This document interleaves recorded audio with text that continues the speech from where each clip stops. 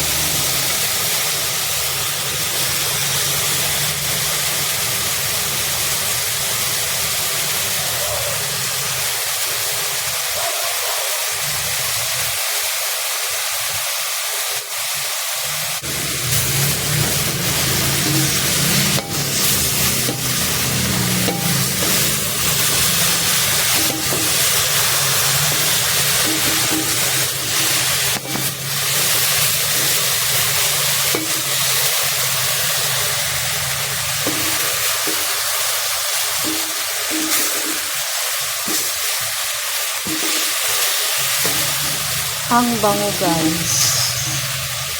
Paano nga ba ako magluto ng sinigang, guys? Pag ako magluto ng sinigang, guys,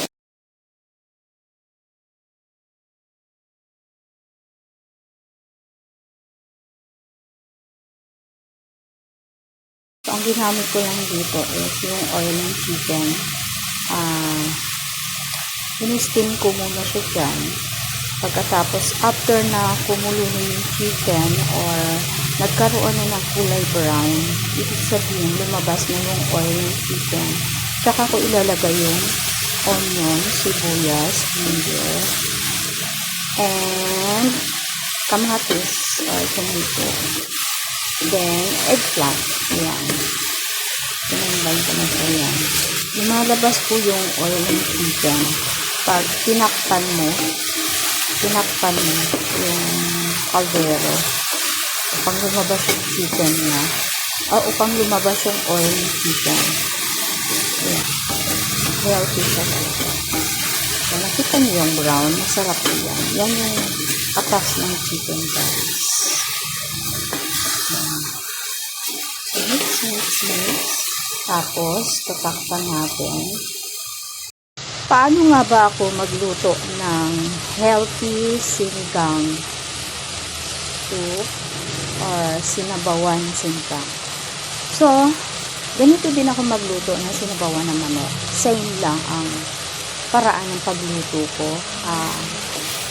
Yung chicken, para healthy, yung chicken, hindi ko na po nilalagay ng balat.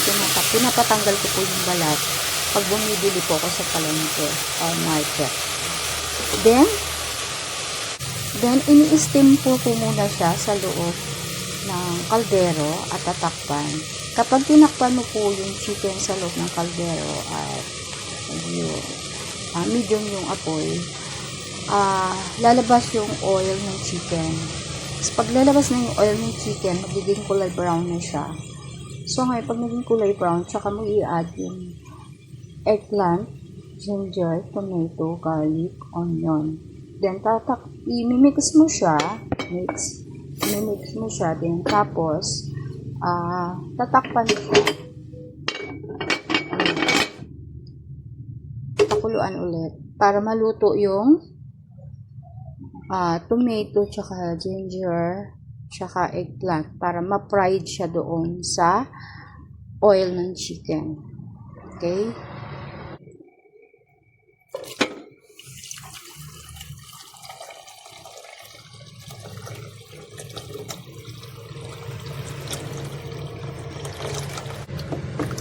Guys, brown na po siya, guys. Yan yung gusto ko. Brown na po yung sabaw. Yan yung pampalasa natin from chicken. Takpan natin siya at pakuluan ulit.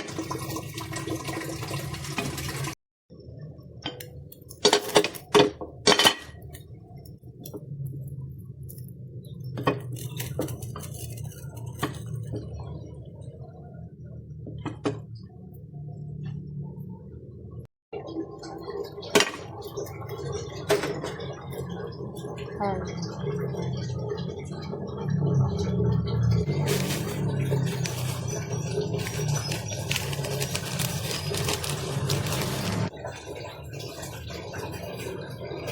Dahon ng sili tsaka malagaw. Yan, dahon.